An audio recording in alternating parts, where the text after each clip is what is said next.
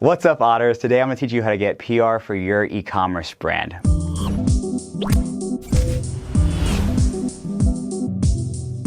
My name's Scott. I'm the co-founder of Otter PR, and I'm really excited to tell you about the coverage that you can get for your products. So first off, we want to determine where we want to get you placed. So there's all types of outlets that you can get your story told in, but really you want to think about where your audience is, where your product is going to get purchases from. So if you're selling children's goods, then you want to probably target young mothers because they're the most likely to purchase it. So once you've determined where you want your outlets to be shown, what I would recommend doing is making a list of 100 sites that you would love to be on. And I would honestly recommend skipping the Forbes and the Entrepreneur of the World unless you're really in that B2B space where that matters. For the e-commerce, you want to actually end up where your end users are reading all the time. So once you have that list, go through and get their emails and phone number, social media, anything you can do to reach out to those people. And we call this basically a media list. So once you've created your media list, then what you want to start doing is working on your pitch. So we have a whole bunch of videos kind of covering all of this in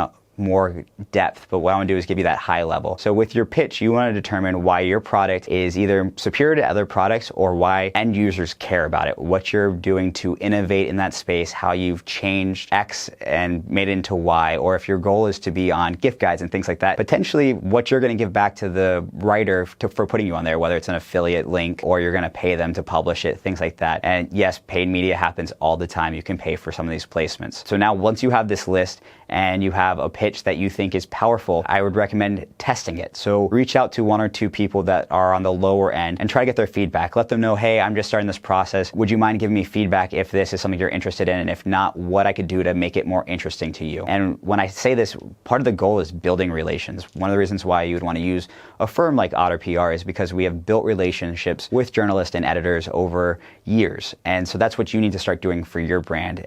One-off, that's why I say get their email, get their phone number, get their social media, and try to reach them as many ways as possible without kind of being too annoying. Because obviously if you do that, they're going to just block you. But great. So once you got that, hopefully you've gotten some feedback, not just from your friends, but from actual journalists who have given you some tips on how to build your audience, to build your credibility enough that they run your story and that they think that your story is going to give back to their site. Because if you think about it, all media is currency. So they're only running your story because they think that your audience is going to engage in it and they're going to drive traffic to their site because of that. So you want to make sure that you're adding that value. So if you have a big social media, that's something you can sell on is like, hey, I have a social media of 100,000 followers. I will be happy to reshare this article and promote it as much as possible. Or even that you're going to run paid ads behind the article to drive traffic to their site, because most sites, their goal is eyeballs because they make money on advertising. So think about that when you're thinking about how you're presenting yourself. And like I said before, yes, you can actually pitch them and say, hey, I'd be willing to pay for coverage here, especially with e-commerce and very niche sites. They will take money to place a story about you, a full review. So once you do that and you have some success, I would recommend not mass emailing that list of 100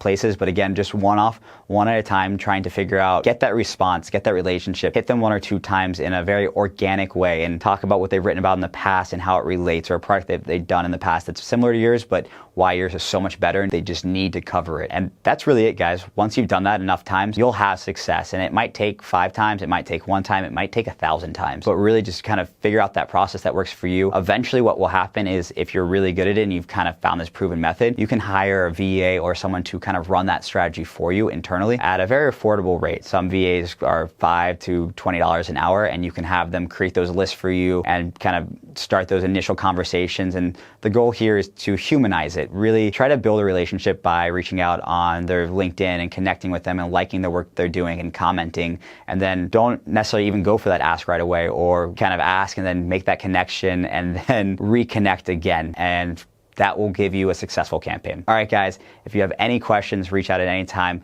and hopefully you have some success in your e-commerce business. Until next time, Otter out.